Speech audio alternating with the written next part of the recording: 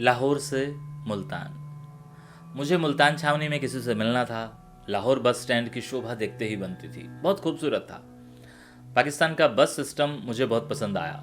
वहाँ जिस किसी से वहाँ जिस किसी के पास भी पैसा था, वह एक निश्चित रकम सरकार को अदा करके रूट परमिट ले सकता है और बिना किसी रोक टोक के उस पर बस भी चला सकता है।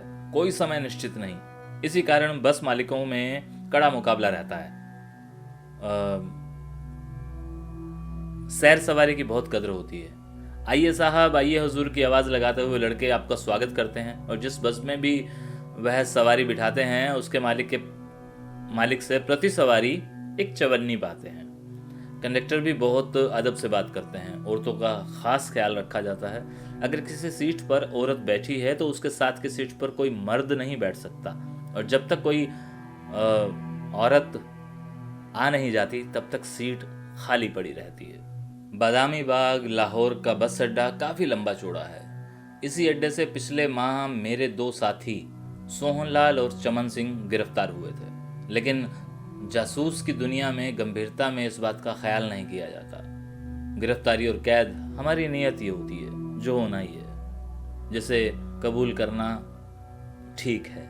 इसलिए हम उसकी ओर से लापरवाह अपने सफ़र पर चलते रहते हैं। बस कसूर की तरफ बढ़ रही थी और मेरी आंखें निहार रही थी बेरौनक सड़कों को, जिनकी रौनक मार्शल लॉ ने छीन ली थी। लोगों के चेहरों पर बदहवासी का आलम था। लोग खुले सफ़र में मार्शल लॉ के खिलाफ चर्चा नहीं कर सकते थे। पाकिस्तान के अधिकतर गांवों में अभी तक बिजली नहीं पहुंची थी। मुझे रास्ते में मिंट कुमरी के एक गांव उतरना था, जहां से मुझे अपने मिलने वाले का पता लगाना था। वहां पहुंचकर पता चला कि वह साहब मुझे शाम के 5 बजे तक सैनिक अस्पताल मुल्तान के बाहर मिलेंगे। मुझे केवल प्रवेश द्वार के सामने पहुंचकर लाल रुमाल 3 बार अपने मुंह पर फेरना और झाड़ना था। मैं वहां से फिर मुल्तान की ओर चल पड़ा। मेरा गाइड भी इसी गांव में ठहरा है, वह भी मेरे साथ हो लिया। गांव से निकलकर हम सड़क के किनारे बस का इंतजार करने लगे। हमारे सामने की ओर कुछ लोग लाहौर के लिए बस का इंतजार कर रहे थे। उनमें से एक साहब मुझे इशारे से बुलाते हैं और पूछते हैं, कहाँ से आए हो और क्या करते हो?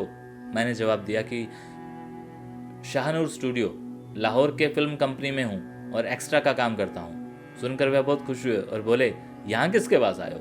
मैंने कहा, शेख अब्दुल्ला रहमान साहब के पास। सुनकर वह चौंके, बोले, हैं, क्या कह रहे हो?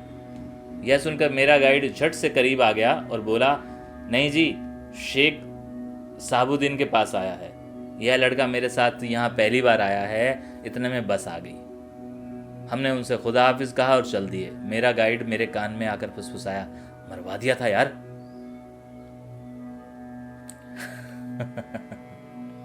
मेरा गाइड मेरे कान में फुसफुसाया, मरवा दिया था बेवकूफ़।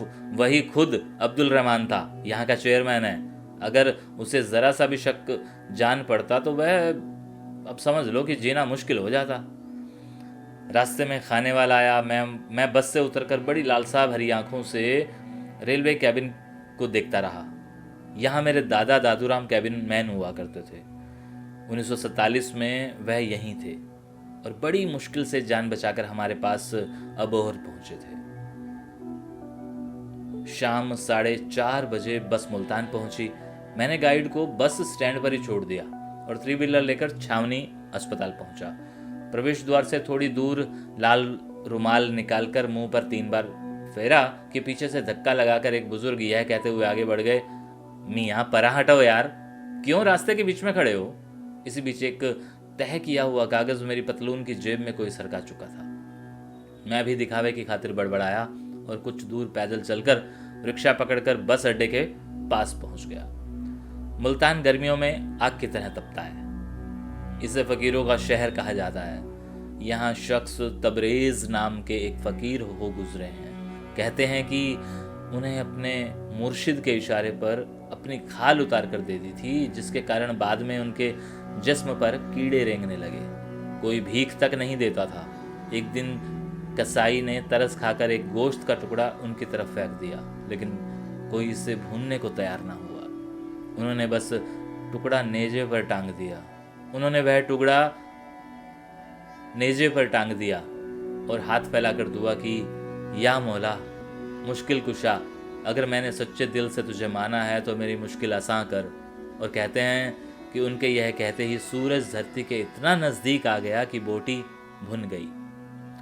हालांकि यह पलक झपकते ही हुआ, पर उस एक पल में सारा मुल्तान त्राही त्राही कर उठा। तभी से मुल्तान में झुलसा देने वाली गर्मी पड़ती है। मैंने बस पकड़ी और फिर उसी गांव मिंट कुमरी साहिवाल पहुंच गया। रात को मैं शेख अब्दुल रहमान के यहाँ गया। उनके बेटे मोहम्मद अकरम ने हमारी बड़ी खिदमत की। वह रह रहकर फिल्मी दुनिया और शाहनूर स्टूडियो के बारे में पूछता रहा और मैं किसी तरह टकराता रहा, झूठ सच बोलता रहा। सुबह मैं फिर लाहौर की ओर चल दिया। लाहौर पहुंचकर मैं शाहनूर स्टूडियो की तरफ निकल गया। स्टूडियो में पाकिस्तान की मशहूर फिल्म जरका की शूटिंग चल रही थी। फिल्म की हीरोइन जंजीर से बंधी हुई थी और डांस पिक्चराइज हो रहा था। गीत के बोल थे, तू के ना वाकिफ़े आदाबे गुलामी है अभी, रक्स जंजीर पहन कर भी किया जाता है।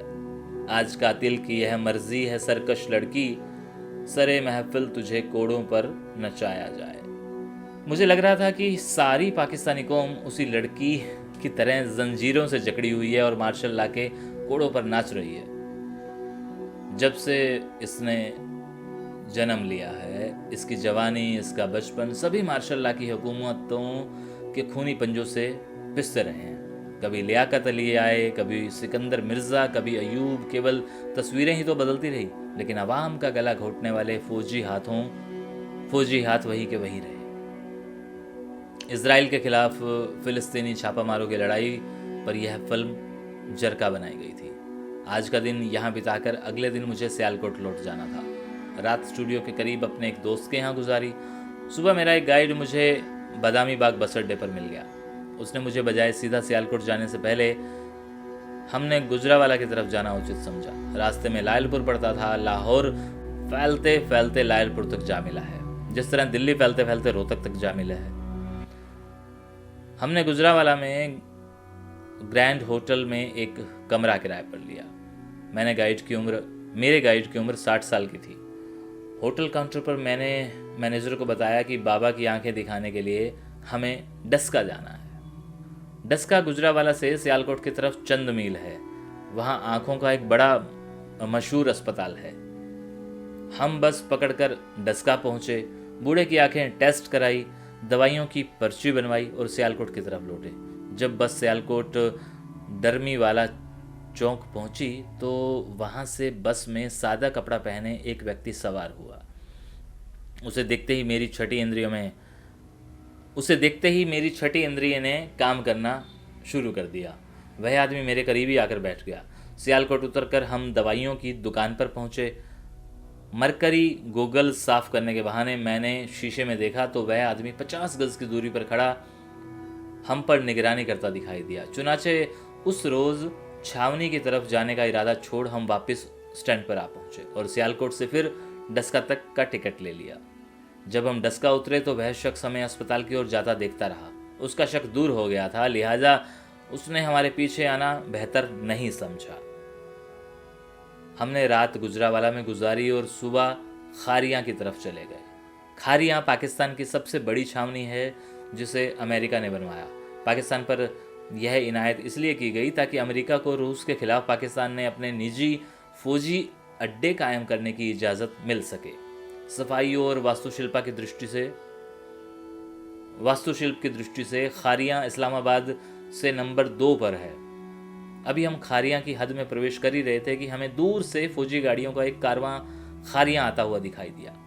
लगता था पाकिस्तान की फर्स्ट कोर की कोई बहुत बड़ी एक्सरसाइज हुई है।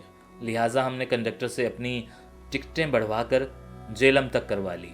जेलम पहुंचते पहुंचते सारी कोर हमारी आंखों के आगे से गुजर चुकी थी। जेलम छावनी में हमने उस पैटर्न और शफी टैंकों तथा 105 मिलीमीटर की तोपों को देखा जिन्होंने उस एक्सरसाइज में हिस्सा लिया था। और रात को करीब 8 बजे हम गुजरावाला वापस आ गए। और अगले वीडियो में खौफनाक खबर और फिर हमारी खौफनाक वापसी। शुक्रिया।